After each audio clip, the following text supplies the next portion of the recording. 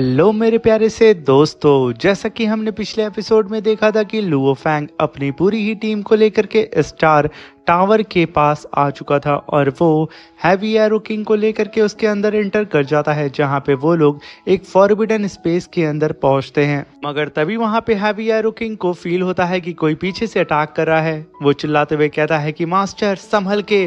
तभी वहां पे एक गार्डियन पपेट अपीयर होता है और वो लुओ फैंग के ऊपर अटैक करता उससे पहले ही हैवी एरो किंग अपने आर्मर को पहन के सीधा ही उस पपेट से भिड़ जाता है और उसे मारना शुरू कर देता है। मेरे प्यारे दोस्तों, इस एपिसोड को स्टार्ट करने से पहले मैं अपने व्यूवर्स और जिन प्यारे भाइयों ने मेरी पिछली वीडियो पे कमेंट किया है, मैं उन सबको तहे दिल से धन्यवाद कहना चाहता हूं। साथ में मेरे प्यारे से नए व्यूवर्स, आप भी इसी तरीके से कमेंट कर सकते हैं। मैं आपके कमेंट का स्क्रीनशॉट लेके अपनी नेक्स्ट वीडियो में उसे शो ज़रूर करूंगा। साथ में मेरे प्यारे दोस्तों, चैनल पे अगर नए आए हैं तो प्लीज़ चैनल को लाइक शेयर सब्सक्राइब करके हमें सपोर्ट करें और ये वीडियो अगर अच्छी लगी हो तो अपने दोस्तों के साथ ज़रूर शेयर करें। अब बिना देर के इस एपिसोड को स्टार्ट करते हैं। इस एपिसोड की स्टार्टिंग में हैवी एरो किंग कहता है कि मास्टर, ये जो फॉरबिडन गार्डियन हैं ये असल में एडवांस मैकेनिकल पपेट्स हैं और ये लोग सोल अटैक ज़्यादातर करते हैं और अगर इन्हें हमें डिस्ट्रॉय करना है तो हमें इनके एनर्जी कोर को डिस्ट्रॉय करना होगा, जो कि इनके मिड में मौजूद है। जिसे सुन के लुओ फैंग यहाँ पे कुछ और रिएक्ट करता। वो गार्डियन अब यहाँ पे सीधा ही लुओ फैंग और हैवी एरो किंग के ऊपर अटैक कर देता है, जिससे वो दोनों ही बाल बाल बच के पीछे हटते हैं। मगर तभी हम वहां पे देखते हैं कि उस गार्डियन ने लुओ फैंग और हैवी एरो किंग को अपने पंजों के अंदर घेर लिया होता है। ये देख करके वहां पे बिना ही वक्त जाया किए हैवी एरो किंग अपनी फायर तीर को समन करता है और काफी पावरफुल अटैक सीधा ही उस केज के अंदर कर देता है, जहां पे हैवी एरो किंग की एरो गोल गोल एक तरफ घूमने लगती है और वहीं पे उसने अपनी ब्लू तीर को भी समन कर लिया था और उससे भी वहां पे अटैक कर देता है। वो दोनों ही तीर अपोजिट डायरेक्शन में घूमने लगते हैं। जैसे ही वो दोनों तीर एक दूसरे के सामने आते हैं और एक दूसरे से टकराते हैं, वहां पे ब्लास्ट होता है और वो केज वहां पे डिस्ट्रॉय हो जाता है। और तभी हम देखते हैं कि लुओ फैंग और हैवी एरो किंग वहां से बच के भागने लगते हैं, मगर वो गार्डियन लुओ फैंग के पीछे पड़ चुका था। मगर हैवी एरो किंग सीधा ही टेलीपोर्ट होकर के उस गार्डियन के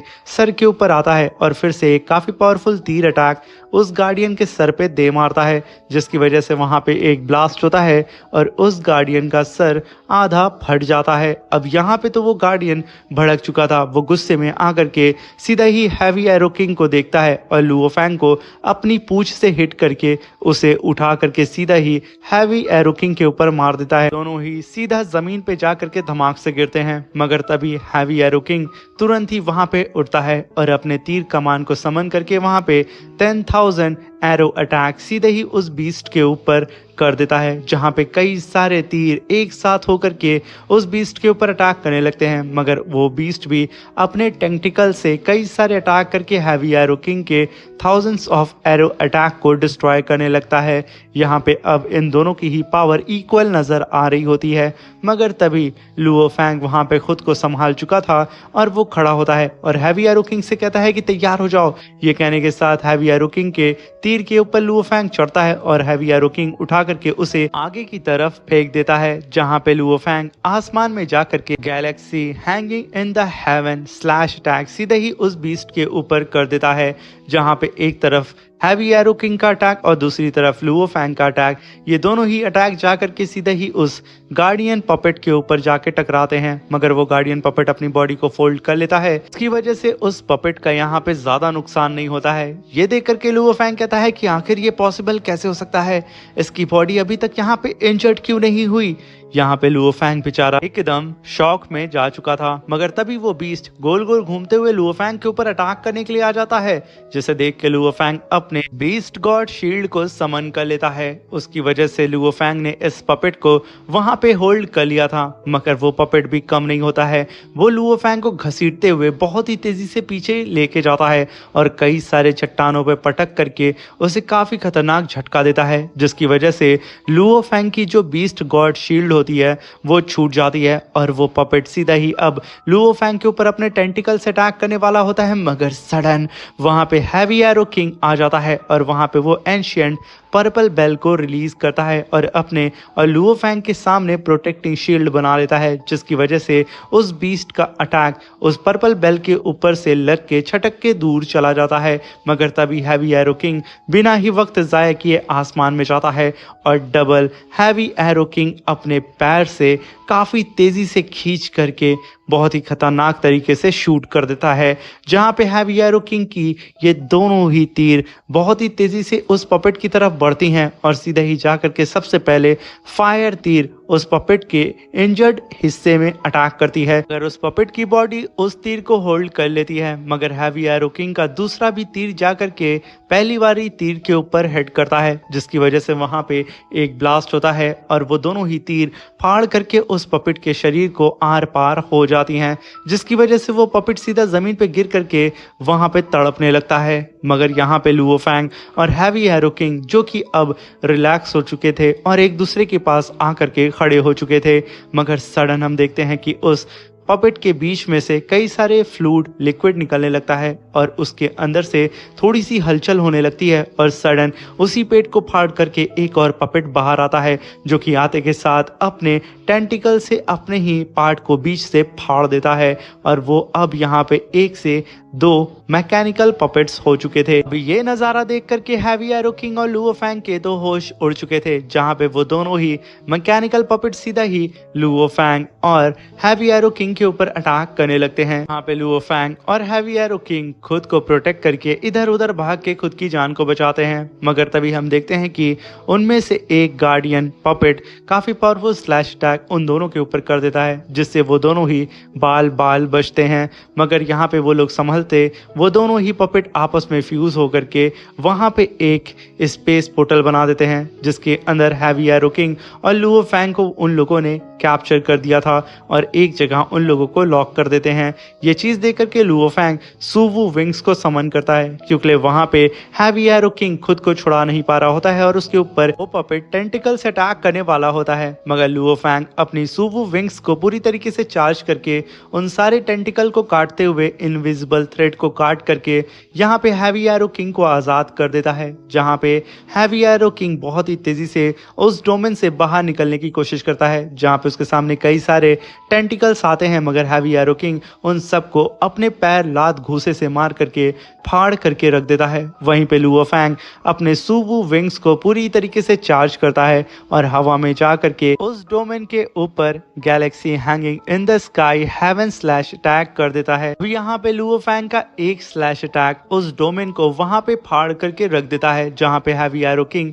और लुओ फैंग वो दोनों ही उस डोमेन से आजाद हो चुके थे और वो लोग बहुत ही तेजी से वहां से अब दूर भागने लगते हैं। मगर तभी वो पपेट गोल गोल घूमते हुए लुओ फैंग को बीच में पकड़ लेते हैं और उसे क्रश करने वाले ही होते हैं। लुओ फैंग अपने स्टिक को समन करता है और उन दोनों ही पपेट्स के बीच में रख के उसे जायंट फॉर्म में ले आता है। जैसे ही यहाँ पे ये होता है, उन दोनों ही पपेट के ऊपर काफी खतरनाक अटैक होता है और वो दोनों के दोनों जमीन में जा करके धंस जाते हैं। अब यहाँ पे हैवी एरो किंग को मौका मिल चुका था, वो बहुत ही तेजी से टेलीपोर्ट होकर के आसमान में आता है और सही मौके का इंतजार करने लगता है। जैसे ही उसे सही मौका मिलता है, वो काफी पावरफुल एरो अटैक सीधा ही उस पपेट के मिड एरिया में कर देता है। यहाँ पे हैवी एरो किंग का ये एरो अटैक सरप्राइज अटैक होता है। वो एरो मल्टीपल एरो में ट्रांसफॉर्म होकर के सीधे ही जाकर के उस बीस्ट को अलग अलग जगह पे हिट करता है, की वजह से वो पपेट वहां पे घायल हो जाता है। वहीं पे लुओ फैंग की नजर उस दूसरे पपेट पे पड़ती है, जिसके ऊपर लुओ फैंग ने ग्रेविटी प्रेशर लगा के उसे जमीन पे पटक दिया था। अब यहाँ पे मौका पाते ही हैवी एरो किंग उसकी पूंछ को पकड़ता है और उसे गोल गोल नचाते हुए पटकते हुए सीधा ही उसे उठा करके उसके ही साथी के ऊपर दे मारता है। और हैवी एरो किंग जैसे ही ये करता है, वहां पे पूरी ही तरीके से कंपन उड़ जाती है और एक काफी बड़े ब्लास्ट के साथ चारों ही तरफ आग फैल जाती है। मगर तभी हैवी एरो किंग फिर से अपनी तीर को समन करता है और उस पपेट के एकदम कोर एरिया पे फाइनल अटैक कर देता है, जहां पे हैवी एरो किंग का वो एरो सीधे ही जा करके उस कोर एरिया को डिस्ट्रॉय करते हुए उस पपेट के कोर को डिस्ट्रॉय कर देता है। यहाँ पे ये देख के हैवी एरो किंग वहां पे रिलैक्स होता ही है, मगर तभी वो पपेट हैवी एरो किंग के ऊपर काफी powerful last laser beam attack कर देता है। हैवी एरो किंग अपने सामने पर्पल बेल को ला करके खुद को इस पावरफुल लेजर बीम अटैक से प्रोटेक्ट कर लेता है, मगर तभी सब कुछ शांत हो चुका था, जहां पे लुओ फैंग और हैवी एरो किंग वो दोनों ही जमीन पे आकर के लैंड करते हैं। मगर सडन वो जमीन वाइब्रेट करने लगती है और वो पपेट्स अभी भी मरे नहीं थे। ये देख के लुओ फैंग कहता है कि आखिर यहाँ पे हैवी एरो किंग क्या हो रहा है। तभी वहाँ पे हैवी एरो किंग कहता है कि मास्टर, ये स्टार टावर बहुत ही ज़्यादा शांत और स्थिर रहने वाला है। मुझे ऐसा लगता है कि सील्ड स्टार यहाँ पे अब मर्ज होने वाला है, इसी वजह से यहाँ पे इतनी कंपन हो रही है। मास्टर, आपकी किस्मत कितनी ज़्यादा अच्छी है, आप पहली बार स्टार टावर के अंदर आए हैं और आपके हाथ में फॉर्च्यून लग गया है। मुझे लगता है कि मास्टर, आपकी डेस्टिनी में ही लिखा है कि आपको सील्ड स्टार मिलेगा। ये कह करके वो वहाँ पे लुओ फैंग की तारीफ कर रहा होता है, मगर तभी वहाँ पे हैवी एरो किंग की नज़र वहाँ से निकलने के लिए एक डोर पे पड़ जाती है, जिसे देख करके हैवी एरो किंग चिल्लाते हुए कहता है कि मास्टर, उस डायरेक्शन से हम लोग निकल सकते हैं। तभी लुओ फैंग भी सीधा हैवी एरो किंग के राइट साइड में देखता है और वो दोनों ही एक साथ निकलने के लिए वहां से निकल जाते हैं, जहां पे हैवी एरो किंग कहता है कि मास्टर, आप मेरे साथ रहिएगा। मगर तभी वो पपेट उठ करके लुओ फैंग और हैवी एरो किंग के ऊपर अटैक करने लगता है, मगर हैवी एरो किंग अपनी एरो को समन करता है और सीधा ही एक काफी पावरफुल एरो अटैक उस पपेट के सर पे दे मारता है, जहां पे इतना खतरनाक ब्लास्ट होता है कि वो पपेट छटक करके वहां पे नीचे गिर जाता है। और हैवी एरो किंग और लुओ फैंग को यहाँ पे मौका मिल चुका था कि वो लोग यहाँ से उड़ते हुए निकल जाएं। वहीं पे सीन शिफ्ट होता है और हमें दिखाया जाता है कि लुओ फैंग और हैवी एरो किंग उस फॉरबिडन स्पेस से बाहर आ चुके थे, मगर जैसे ही वो लोग बाहर आए थे, हैवी एरो किंग को अपने सामने वो सारे ही शील्ड स्टार नजर आते हैं, जो कि आपस में अब मर्ज होने वाले होते हैं। यहाँ पे हैवी एरो किंग चिल्लाते हुए कहता है कि मास्टर, वो देखिए। तभी लुओ फैंग कहता है कि यहाँ पे हर एक स्टार एक ऑर्डिनरी प्लैनेट के साइज के इक्वल है और इनकी स्पिरिचुअल एनर्जी मेरे हार्ट को छू करके निकल जा रही है। यकीनन ये बहुत ही ज़्यादा टेरिफाइंग एनर्जी है। लुओ फैंग उस शील्ड के बाहर जाने की कोशिश करता है, मगर एक इनविजिबल शील्ड लुओ फैंग को रोक देती है, जहाँ पे हैवी एरो किंग कहता है कि मास्टर, पे एक इनविजिबल बैरियर है जो कि हमें शील्ड स्टार के पास डायरेक्ट जाने से रोकता है। अगर हमें शील्ड स्टार के पास पहुंचना है तो हमें फॉरबिडन स्पेस को क्रॉस करना होगा, तभी हमें ये अपॉर्चुनिटी मिल सकती है। वही वहां पे लुओ फैंग कहता है कि ये शील्ड स्टार यकीनन एक ट्रूली फॉरबिडन ट्रेजर है और इसे हर कोई, हर रेस का कल्टीवेटर पाना चाहता है। तो इस बार हम लोग भी अपनी फुल स्ट्रेंथ के साथ अब आगे बढ़ेंगे और हर एक बाधा को पार करके इसे अचीव करेंगे। क्या कहते हो हैवी एरो किंग, अपनी फुल फोर्स के साथ मेरे साथ लड़ोगे? ये सुनकर के वहां पे हैवी एरो किंग कहता है कि मास्टर, मैं भी अपनी फुल स्ट्रेंथ के साथ आपका साथ दूंगा और मैं वादा करता हूं कि मैं बीच में सोऊंगा भी नहीं। और मास्टर, जब आप यहाँ पे इरादा कर चुके हैं इसे हासिल करने का, तो मुझे यकीन है हमें यहाँ पे कोई भी रोक नहीं पाएगा। तभी लुओ फैंग उसकी बात को सुनकर के मुस्कुराता है और उसे सल्यूट करता है। अब ये हैवी एरो किंग देख करके वो भी वहां पे लुओ फैंग को सल्यूट करता है, जहां पे अब लुओ फैंग कहता है तो ठीक है, अपने आप को पूरी तरीके से चार्ज कर दो, अब हम आगे बढ़ेंगे, हमें मुड़ के पीछे नहीं देखना है। तभी सीन शिफ्ट होता है। लुओ फैंग कई सारे फॉरबिडन स्पेस में जा करके हर एक फॉरबिडन स्पेस के गार्डियन से फाइट कर रहा होता है, जहां पे लुओ फैंग कहता है कि ये स्टार टावर यकीनन हम सभी लोगों के लिए अनफ्रेंडली है और ये जो फॉरबिडन स्पेस के गार्डियन हैं, इनका हर एक स्लैश अटैक के अंदर किलिंग इंटेंट मौजूद है, जो कि हमें माना चाहता है। मगर यहाँ पे हमें कैसे भी आगे बढ़ना होगा और साथ में इन सारे ही गार्डियन की जो स्ट्रेंथ है वो इमॉर्टल किंग लेवल के पीक पे है। और तभी लुओ फैंग कहता है कि अगर यहाँ पे हैवी एरो किंग तुम मेरे साथ में ना होते तो यकीनन मैं यहाँ पे इतने आराम से, इतने स्मूथली से सारे ही फॉरबिडन स्पेस को पास नहीं कर पाता। अब यहाँ पे हैवी एरो किंग अपने मास्टर के मुंह से तारीफ सुन लेता है और उसकी खुशी का यहाँ पे ठिकाना नहीं होता है। वो अपने आर्मर के अंदर बैठ करके वहाँ पे मुस्कुराया जा रहा होता है और अपने मास्टर को थैंक यू बोल रहा होता है। तभी लुओ फैंग वहाँ पे किंग तियान को कॉल लगाते हुए कहता है कि ब्रदर किंग तियान, क्या आपके ऊपर भी गार्डियंस फॉरबिडन स्पेस के अटैक अटैक कर रहे हैं। तभी वहां पे किंग तियान लुओ फैंग से कहता है कि हाँ, और तभी लुओ फैंग से किंग तियान कहता है कि यांग, तुम्हें पता है लीजेंड के हिसाब से शील्ड स्टार जब आपस में मर्ज होता है तो फॉरबिडन स्पेस के सारे ही गार्डियन रेस्टलेस हो जाते हैं और हम पर अटैक करना शुरू कर देते हैं। और तुम्हें मैं बता दूं कि यहाँ पे फॉरबिडन स्पेस कई सारे वॉरियर्स को भी गाइड करता है खुद तक पहुँचने के लिए। मैं बात कर रहा हूँ यहाँ पे मौजूद सारे ही रेस के कल्टीवेटर्स को। फॉरबिडन स्पेस उन सबको अपनी ओर खींच रहा होगा, यानी कि इस शील्ड स्टार के लोकेशन की तरफ। ये सुनकर के लुओ फैंग कहता है कि इसका मतलब हमें भी और भी ज्यादा डीप में जाना होगा, यहाँ पे हमें अदर रेस के भी वॉरियर्स मिलेंगे। ये सुनकर के किंग तियान कहते हैं कि यांग, फॉरेन रेस के कल्टीवेटर्स इन फॉरबिडन स्पेस के गार्डियन से ज्यादा खतरनाक हैं, इसलिए उनसे सावधान रहना। तभी हम देखते हैं कि लुओ फैंग कहता है कि मैं सीनियर समझ गया। और तभी लुओ फैंग आगे बढ़ते हुए अपने डिस्प्ले यानी कि आर्मी इंटरनल सिस्टम के अंदर देखता है कि किंग तियान की जो कोऑर्डिनेट है वो उससे बेहद करीब है। तभी वो हैवी एरो किंग से कहता है कि अगर हम लोग जल्दी आगे बढ़ें तो हम लोग किंग तियान के साथ रीग्रुप कर सकते हैं और हमारी टीम और भी ज़्यादा मजबूत हो जाएगी और हमें बैकअप मिल जाएगा। यहाँ पे Luo Fang heavy arrow king से बात कर रहा होता है, मगर वो बेवकूफ़ यहाँ पे कुछ भी रिस्पॉन्स दिए बिना उड़ते जा रहा होता है। ये देख करके बवाता लुओ फैंग के स्पेस से बाहर आती है और वो सीधा ही हैवी एरो किंग के पास जाती है और उसके ढक्कन को खोल करके देखती है कि वो बेवकूफ़ यहाँ पे सो रहा है। जहाँ पे बवाता कहती है कि इस ढक्कन ने कहा था कि वो रास्ते में यहाँ पे सोएगा भी नहीं, और देखो ये ऑटो पायलट करके अपने आर्मर को सो रहा है। तभी वहां पे बवाता के दिमाग में एक शैतानी आइडिया आता है और वो अपने मेकअप टूल को बाहर निकालती है और यहाँ पे हैवी एरो किंग के फेस पे अलग अलग से डिजाइन्स को बनाना स्टार्ट कर देती है और कहती है कि बेवकूफ, ये सजा है तुम्हारी सोने की, आखिर तुम अपनी कसम कैसे तोड़ सकते हो। अब ये सब देख करके वहां पे लुओ फैंग मुस्कुरा रहा होता है और वो हैवी एरो किंग और बवाता को अपनी स्पेस रिंग के अंदर तुरंत ही रखते हुए उन दोनों से कहता है कि अच्छा अब शांत हो जाओ।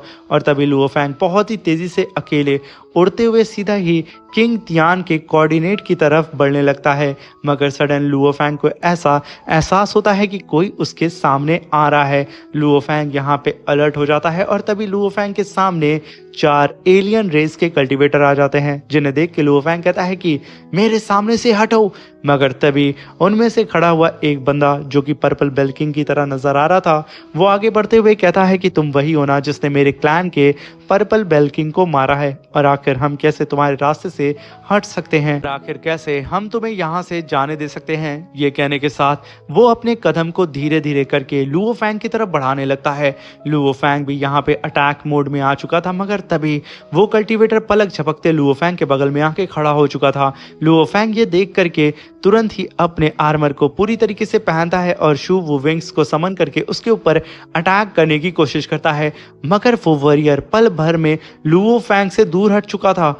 यहाँ पे शूवू विंग्स भी उसके सामने फेल हो चुकी थी। तभी वो एलियन वॉरियर जाकर के अपने सिंहासन पे बैठते हुए कहता है कि मेरा नाम चैन है और पर्पल बेल किंग मेरा भाई था, और आज मैं तुझे मार करके अपने भाई का बदला लूंगा। तू किसी भी कीमत पे आगे बढ़ नहीं सकता है। ये कहने के साथ वो अपने साथियों से कहता है कि जाओ और इसे मार दो, बहुत बातें हो चुकी। और वहीं पे लुओ फैंग अपनी पॉइजनस सॉर्ड को समन कर चुका था और वो पूरी ही तरीके से यहाँ पे तैयार हो चुका था कि चल बेटा आजा, मैं भी दिखाता हूँ कि आखिर इमॉर्टल मरते कैसे हैं। इसी के साथ मेरे प्यारे दोस्तों ये शानदार सा एपिसोड यहाँ पे खत्म होता है। Thank you for watching, bye bye, take care.